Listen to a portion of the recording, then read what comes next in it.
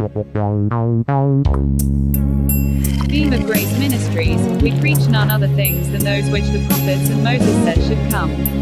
That Christ should suffer and be the first to rise from the dead, and that remission of sin should be preached in his name unto all nations. You are welcome and we are glad you are here. Join us for today's Christocentric sermon. Isaiah 40 verse yake ya 10 na mazuri 10 na 11. So hapa palingani pakolenga first verse 10 yamene iko na questions, iko na zina mkati tunaweza kunika kuti kimangusule kana kipasulirane kuti tiziwe kuti inakuchitika. Bamana lukamba Isaiah because Old Testament yose vantu wenzo kamba za wamene azapo ndiye wamene ina so maje wamene azapo ndiye wamene amaso even New Testament anapo kufikiriza zamene bevilezi kunena so tuone kuti zamene ze kunena zinafikiridwa bwanji okay. So verse 10. Yes. Behold, the Lord God will come with a strong hand, and his arm shall rule for him. Behold, his reward is with him, and his work before him. So akambira taonani Mulungu abwe palitema imene wayisenzesa with strong hand. Then azasebenzisa iyi kwanje ichambira fika then asebenzisa ichi kodi ichi nchani nago ichi so afunika kupasulira tiziwe tatauza chani pali ngani then uyu muntu abwera ndani chamina azapasa ngati washitabulira paso amene azapereka ntchito amene wachita. So, iyo strong hand yakamba chani. Because vantu vambiri vakawa dzanja Mulungu vamaona munganika. Makhala so munga kwa Mulungu. Vina vikumo vili 5. Kwanja kwa Mulungu ni chani. Wamene kuna nini wapo.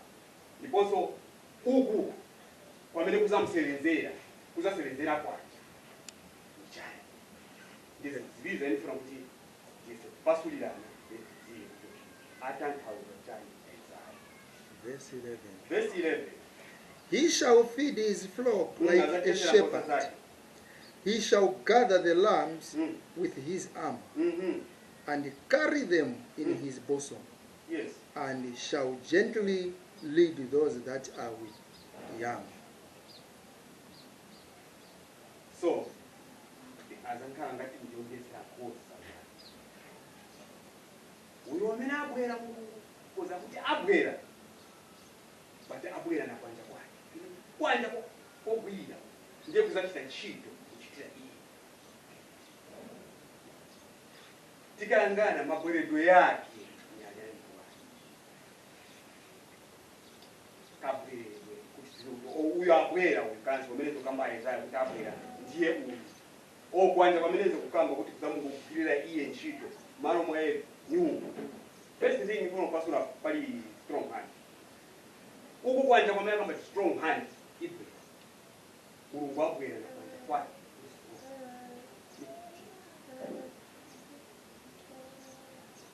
Exodus 15 right patapo. Chita kwa understand ni chani. Exodus 15 verse 6. Exodus 15 verse 6.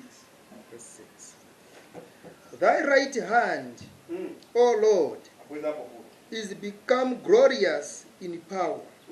Thy right hand, O Lord, has dashed in pieces the enemy.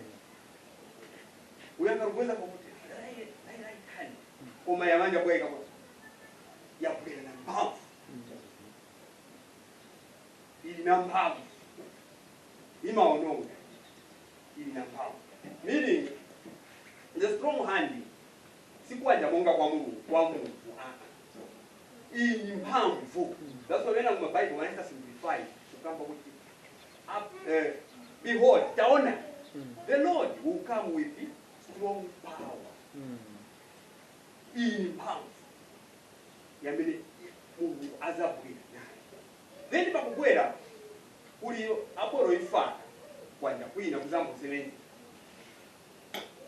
Uko kwanja uko ndiwo chifunika tipasule ndiziwo kwanja. Then uko kwanja ndiwo kuzambululina mu malo mwake. So ija mphamvu Mulungu si muntu monga isi. One thing. That's why sai ngakhale na kwanja munga yake. But ni mphamvu yake. Mayiona. So abwera na mphamvu.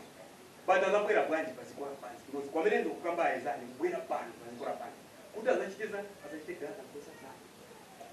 Azasamalire nkosa zake. Azazifere nkosa zake. But abwera bwanji. Ndiye pamene muona kuti because pamene abwera sanga bwere mwamene alili football. Azafunika kubwera in a certain way where akakwanise kukhala pali mtundu wa uchimo zikagwirizana because akabwera mwamene ali kulibaza sana but afuna kuti akabwera pano akwanise kukhalisa kosa zake ndiye pachamuona manje mu Matthew 1 verse yake ya 20-23. Matthew 1 verse 1 to 23. Matthew 1 verse 21 to 23.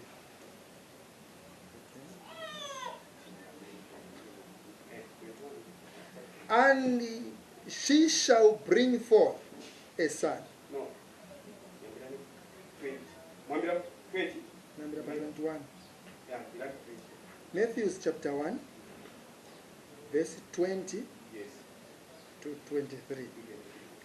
But while he thought on these things, behold, the angel of the Lord appeared unto him in a dream, saying, Joseph, thou son of David, fear not to take unto thee Mary thy wife, for that which is conceived in her is of the Holy Spirit.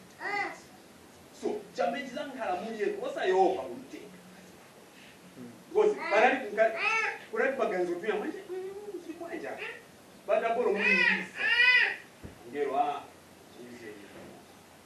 angani belemani kapena ngamsi so muzi ndikutai kwera umo simoye ndikaka kapweredwe kamzimu kamubu ni mzimu mulungu ni mzimu ubwera ungena mu first kuti tilingani tinkaresemu. And she shall bring forth a son, and thou shalt call his name Jesus, for he shall save his people from their sins. Jesus. Uyo mwana azabadwa mutezi na kuti Jesus. Because he has a saving life. But the problem Jesus.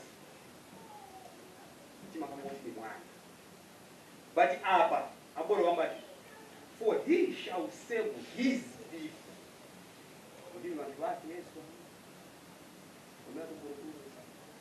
Then you will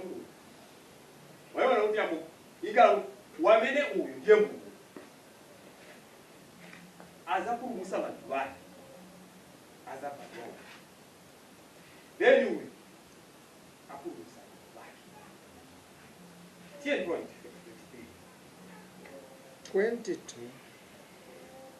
Now all this was done that it might be fulfilled, which was spoken of the Lord by the prophet, saying, Behold, a virgin shall be with child, and shall bring forth a son, and they shall call his name Emmanuel, which being interpreted is God with us. So, my prophet, vanarukamba kuti kusaka badwa mwana wapeza kiwa zina kuti Emmanuel. But manje ngero after abwera no angel manje. abo kabata kuzabadwa mwana sayo uyu mwana apinzika abwera na mzimu woyera uyu mwana uyu mumuitane zina Jesus.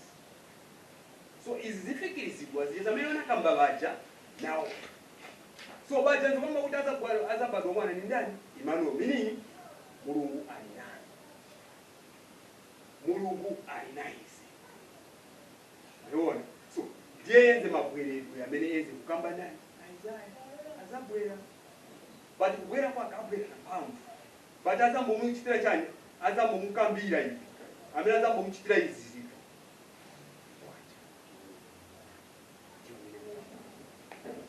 Then tikaona Yesu Kristu. Because tifungo God, the Holy Spirit which is inside that body is called God. But kamba chiri kunja.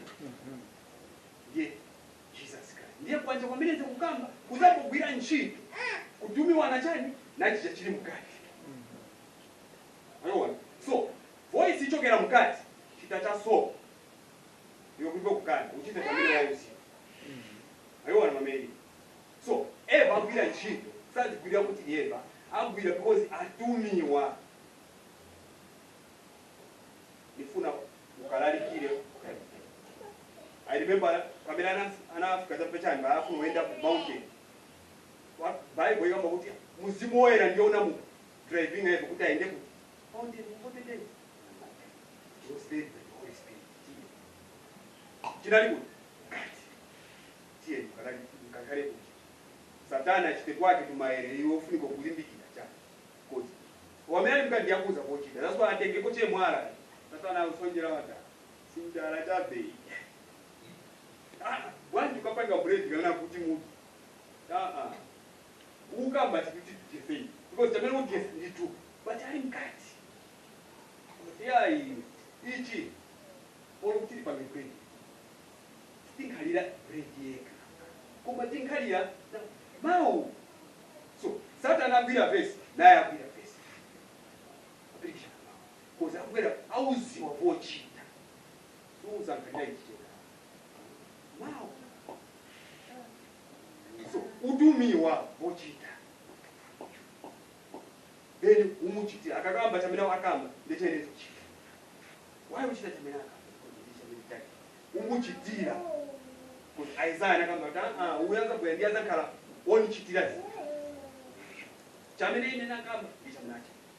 So uyu kwanja uku Isaiah because by the time amene ma Old Testament prophet wenzofunisisa kukaona zamene wenze kuchita prophesy izi zobe tikambapo because siwazi chita understand zili mu shadows kuti tenzi cha marabu kuti taenda taziona kona ise kwamene zaki but sina chote because when I didn't period yawo yonkana yochita prophesy wakachita Mulungu atenga wina ngwekapa replacement tie vaenda imo mzikamba chabe mukagwira michito masiki then tipita so wenzokamba uzokhala kwa uzokhala cha but put us to understand. So that's why tuona kuti tisimitisira zona no muzimu woyera ndiye according na John 4 verse 24 ndotuka muzimu ndiye Mungu vamene umtokoza muzimu wamtokoza muchionadi kapena mu vachita worship vakuliko muchita worship in spirit.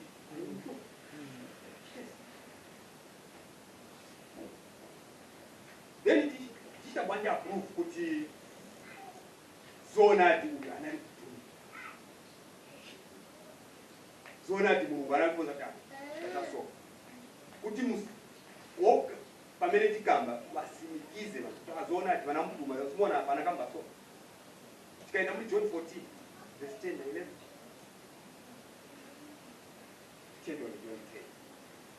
John 14 John 14 verse 10. Believes thou not that I am in the Father, and the Father in me? The words that I speak unto you, I speak not of myself, but the Father that dwelleth in me, he doeth the works. Kurupirirani kuti ine nili mwa Atate, ndipo Atate ali mwa ine.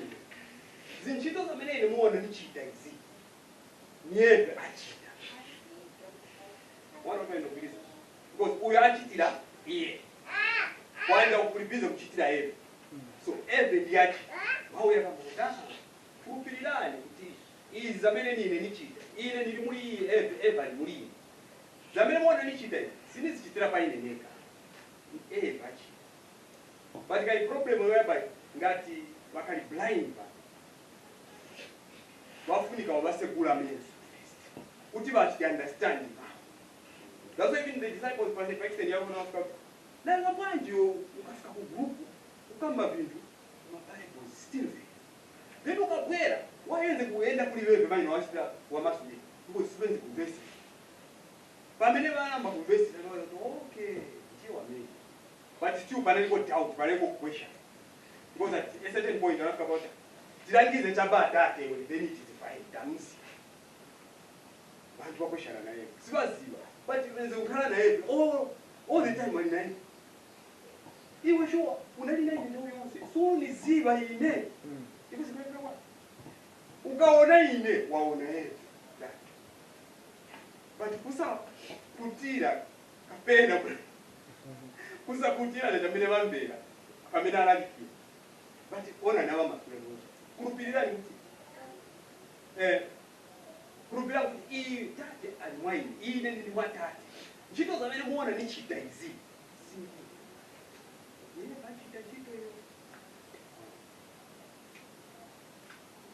then awe pa 11 believe me that I am in the Father ni muri tate and the Father in me. Or else believe me for the very works said.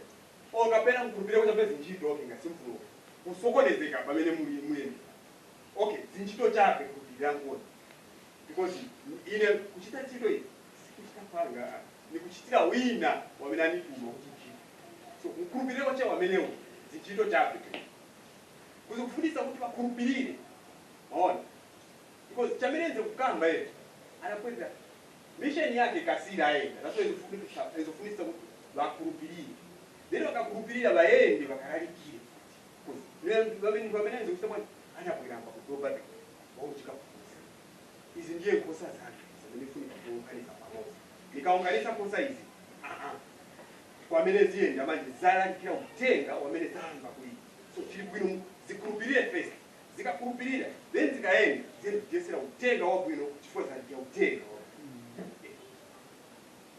So mpeza vaenda. Then at last mukakurupirira pali reward ya mwenye basi. Because the reward you are na Eve. There is a reward. Ya mwenye mtu iza chitabwani. Iza pasi wa patimani siroja hizi. Iyo reward ina Eve. So mukurupirira. Tikangana muni Revelation 22 verse 12 na 13. Revelation 12 verse 22. Verse 22.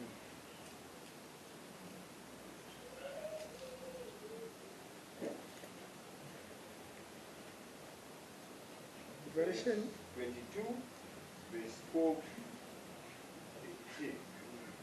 Revelation 22 verse 12. And behold, Hey, come on.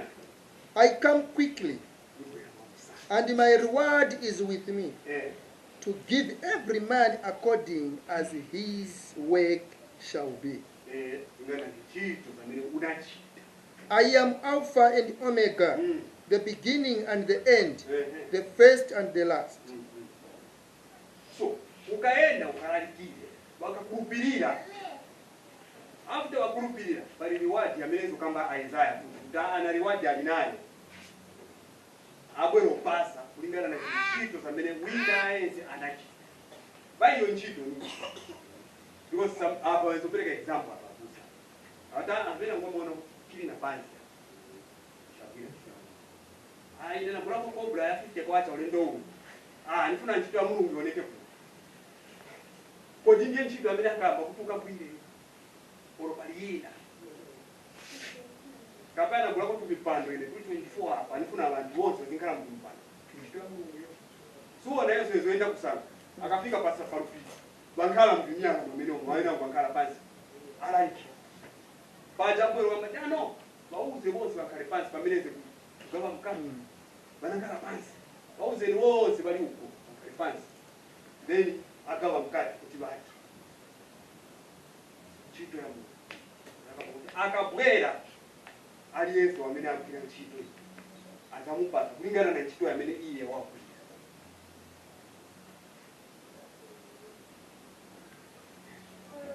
John 6:28-29.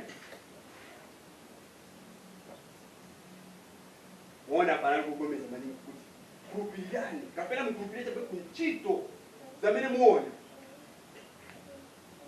nichita 28. Labor not for the meat which perisheth, but for that meat which endureth unto everlasting life, which the Son of Man shall give unto you. For him has God the Father sealed. John 6. John chapter 6, Verse 28. verse 28. I'm checking it. John chapter 6, verse 28. Okay. Then he said they unto him, What shall we do that we might work the works of God? Jesus answered and said unto them, This is the work of God, that ye believe on him whom he has sent. Kuti li watu pakhale nayo papasi pali ntchito cheyimodzi kukhulupirira. That's why ndolimbikisa maningi kuti kapena ngati simuzo kuti tate ali muline ine ndili muli tate simufuna kukhulupirana kuti ntchito yamene ndinachita. Kukhulupirira ndiye kwamene afunisisa kuti pamene alalikira mukhulupirira olo simkhulupirira. Then ngasukhulupirira akabwera pakakota ulisana kwile ntchito. So ni wachani wotenga uyu kwake ni uyu ndi uyu anakhulupirira. Mwayo. So ntchito ya Mulungu sikuyika makobo, sikugula mpando, sikuyika buketa, bati kukhulupirira mawu ayo. But there is a challenge one zakambira msokwe. Kuti ngati kulibe okulalikira za iyi bazamuziwa bwanji. Then na uyo wambira alalikira ngati iye sanatumiki wesi ndiye amengona betu angokabane tendara chokera kuluzi enda kuti chokera kuluzi enda kuti tikira ntchito ya Mulungu apa tifuna timange chako chitemwa kuti si zonse because work ya Mulungu ifuna kulalikiriwa according na mwamene iyi. Then akakupasa Mulungu avumbulusa chisinsi chilipo ufunika waziwa utoa kwanja Mulungu ezo kamba kwanje mphamvu yake. Uyu yamene sebenza uyu ni tupi ni Yesu Kristo. Then was okay, yeye Isaiah mau yake yalezo kamba so. Kanze zo kamba nini niso. Ndio wapuzi. Babiri wapuzi bamuziba.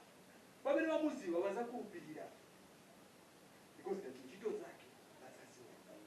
That's why sufiko bila Mungu. Uyu mpaka chibanda chichoka. Lero ni lero mpaka chichoka. Ndiwo uchosa. Mufitting a weight. Zili mkati mwake ndiaba kuchoka as long way yamene ulalikira Yesu Kristo ndiye na muli ucha. Yesu Kristo sai ndo nkalamu muli. That's why tupi yako ni tempo yanga. Pamene bai ndo nkalamu. Alafu niko chosa tuchipka. Sindiwo kwa mufika mpaka lero ndile. Muzachoma the whole night mkangana na chima. Sana kusema unafahamu. Umuziba ulipe. Unakuhubira mulipe. Mau mzambe akwaje pakuti olalikira kulipa. So kufunika olalikira wamena tumiwa na Mungu. Akalalikira then mau mzambe. Then mukayambera mzakupi. In our days because but wanatamanga tena muzika. But formula check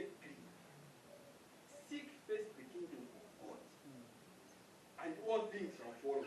Manje wewe batamangira zinthu basiya But kingdom is our izawako mwapindimula manje opposite. Then ngona mulungu achitepo chani pale pakuti pakuza ni I first kingdom upeze mulungu first maana ati kulipa ukupeze sali uyu wamira alangizwa kuti ufumwa mulungu ni uyu imo mukali pano pazikwa pansi mufunika mwangeni ufumwa mulungu mukungena muli Yesu Kristo akankhala muli inu muli eve mwangena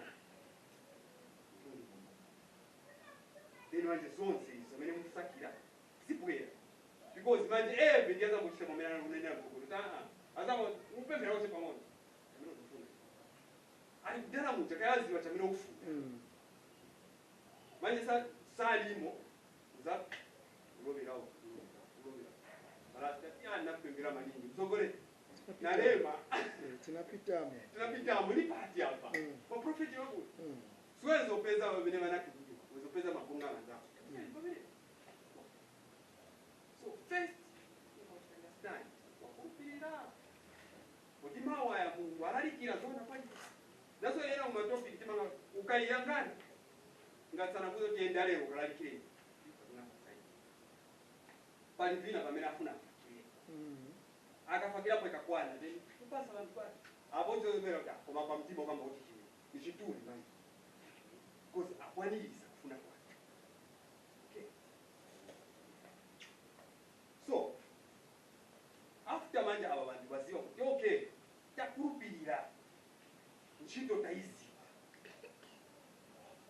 ichita bwanji Jesus sanalekere apo kwaphunzisa apitiriza because afunika kuchita chani kuleta pamoja nkhosa zake tiona mu Matthew 28 verse 18 Matthew 28 verse 18 Verse 18. And Jesus came and spake unto them, saying, all power is given unto me in heaven and in earth.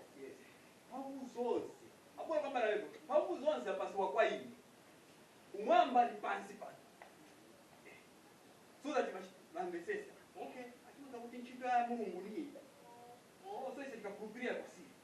no video na mzive sisi kuti mphamvu zonse kumwamba na pansi ndine na pasi Go ye therefore and teach all nations, baptizing them in the name of the Father and of the Son and of the Holy Spirit, teaching them to observe all things whatsoever I have commanded you. And lo, I am with you always, even unto the end of the world. Amen. Mukakurupirira opeza kuuza na ntchito yake yendali manje mukalalikire na kuchita baptize manje palipo kona pali baptize because vena vanenya kulache nomenya ile ngo ndouza vantu kuti Matthew, Mark, Luke and John aya mabuku ali 4 ni part of Old Testament. New Testament here in Acts. So apa Exactly.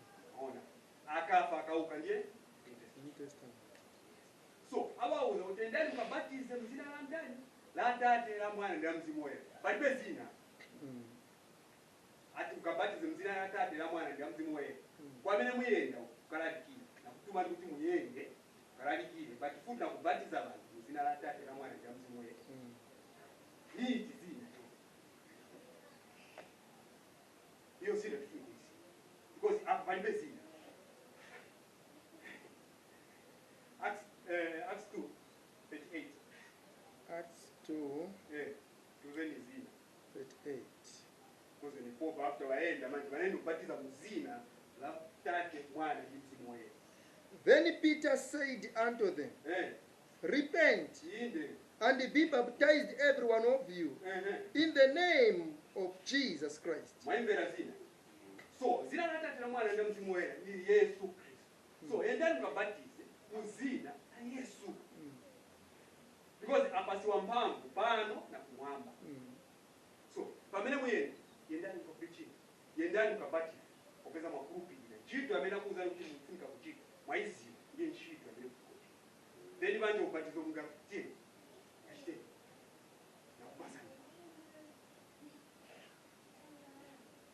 bayenda manje batiza mzina ndani but wena wanaitengera kinomia nalero ni makati simwao zina manje. So that's why ufunika wa digging a deep so that ukaenda wapasi kuinjani.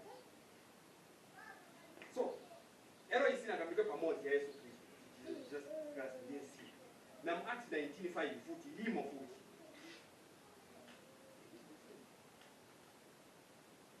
So sifunika kuziba utaka ukukwanje kunaenda njito chito yake anawapasa baya afika pale kwenda kuti manje hapa na basi wambamo ya kuti ningakugabile nkoni manje bochita pamene naruchita namo mungachita because auziwa hapa manje wafika extend ya utungano kisha kwanje ukaba ukasiliza hiyo because una njito yako amene ufunika kuchita nini. That's why pamtenda paja pamene analikufa kama it is finished after almost a week. Asiriza nchito amene anakuyeera but asiya abantu pamene wazapitiza nchito iyi. So akamatoa anchita chani aunjika abantu agatharika pamoja ta aizingosa iyi ziyangoza amene anakugatharina sasa siya kuti zikaliso chako zikuli kosana na utenga wamene bana kuyeera akazikasiriza ziyambona likira utenga kuti usasirire pa. So that's why nalero tiralikira utenga.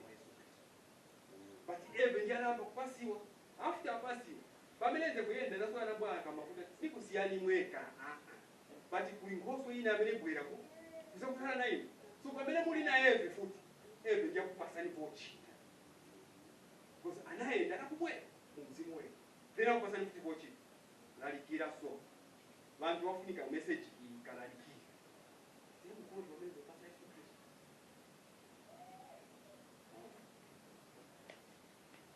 So tiona pamene manje akamba kuti iyi mphamvu na imwe manje mapasi.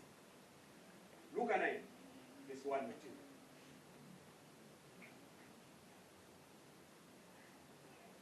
Then he called his 12 disciples together Abaitana bose pamoja and gave them power and authority over all devils and to cure diseases. And he sent them to preach the kingdom of God and not to heal the sick. And to heal the sick. And he said unto them, take nothing for your journey, neither staves nor scrips, neither bread, neither money, neither have 2 coats apiece. And whatsoever house ye enter into, there abide, and thence depart.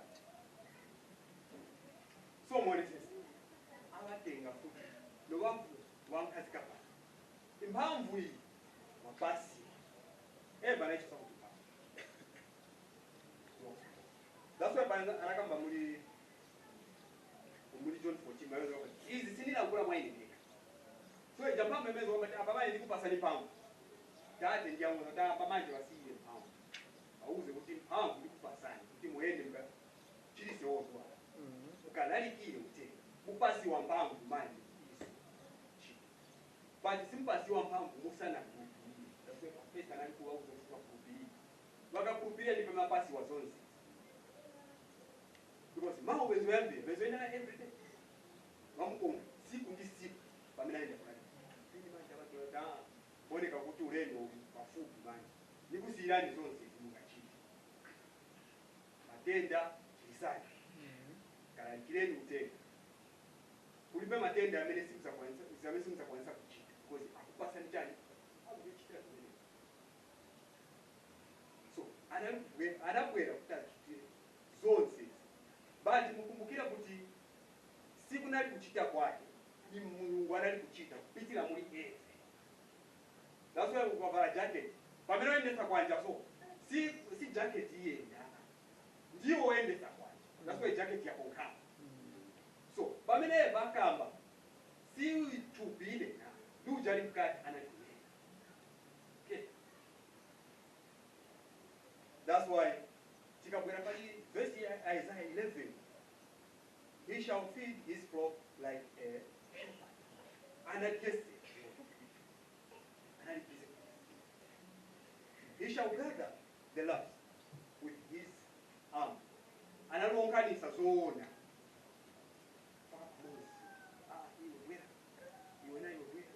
nifuna ava vantu nipange madisciples nipange vantu vamenzasira uteni pamenienda paundi kasare kuri ava vantu vakapitirize naye.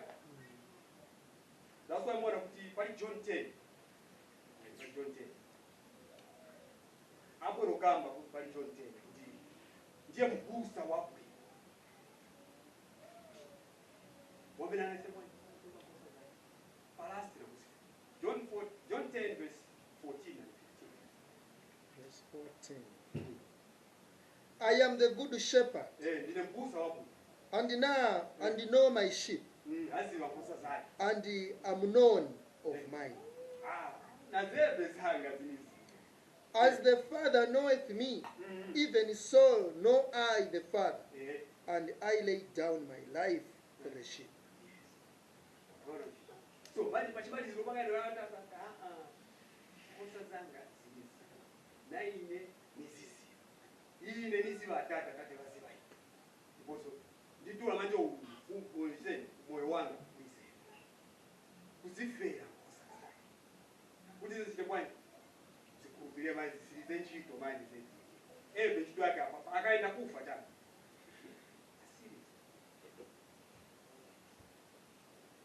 So that's why kama kuenda we are preaching kulingana kuti vantu vafunika vaje pamoro pamwe until vafike pata Yesu sanapuse one day enzelenda apunzisa kuti ngosa zamene apunzisa zikwanisike kuchita kwanje kukurupira na kufika pa extent utoke manje apatambele ingachite manje.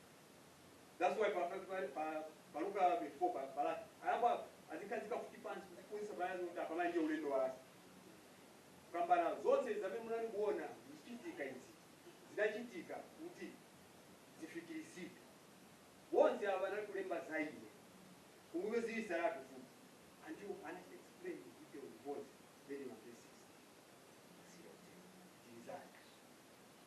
tenga. So that's why even lero pana tile ndikutenga chapo wa Yesu Kristo wewe tikakwira book of the Testament chabe chifungo chosa monjani Yesu Kristo. So digging a deep kutumbaka osati pamene kumalasi wayawerenga John 14 apelo anawauza kuti osatenga drama osatenga kali codes why osatenga these days akabora pemberera kosa wale wabororalikira ufuna kupindikena nenda okay watumiwana ndani bazao banakuva nawauza kuti apa manje pa kuyosa kupasani bwana tie kukirechi then osatenga kantu kwa muyenda bati wo wale ufuna kaende izolani kachani Busa wangaende na mimi. uwe kasapa Kukereko yangu. Kayangwa. Yeah. That's why tufuni koziva na vantu vamene valakita zona kutenga vamene valakita panja pa kutenga ukangala ulalike kutenga Mulungu uli munjira because Jesus anagamba ndine njira choona ndine so ali munjira sachita vintu vamene vichitwa na vantu vamene sali munjira. That's why vamene sali munjira timangola ata nyaro tawana tatoka munjira uyu sasa na njira pina size so better kwa ta awe ndiye mama ndita kulira moto kasi mulungu simulungu ni kwamba kaitete mulungu Na kulira mu makopo. that's why inachokama nice gera mu because tenzeko momene mu para ota umusimunji Yesu akutine ndiye njira tona kinyo ndiye munji Old Testament itiuza za Yesu Kristo. Old Testament sitiuza kutenganirana.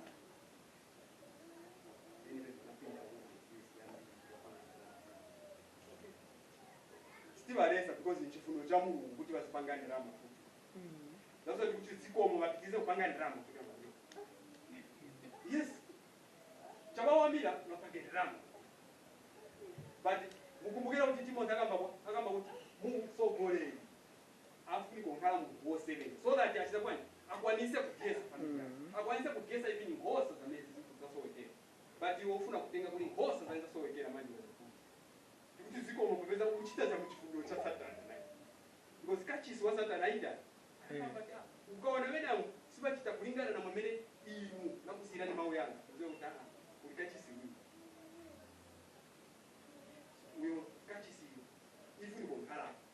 pachimaliziro pacha pamene vatenga ndiwati vava yamene panyama kazi kuti uyenze awenze munjira pafuna kukhala tuku. That's why orotienda okay chifuniro cha Mulungu chikwanisikira. So ndiye kutenga wasigalera kuti dzanja la Mulungu. That's what I mean. Thank you yake nangwepa kuti dzanja langu. Ili vantu vafunika kuiziva. Ono pamene mwene pamene mpeza vena vaverenga the hand of God is akamba mphamvu ya Mulungu. Oh, the arm will do the work. Okay, ni Yesu Kristo. Siko mkwamini.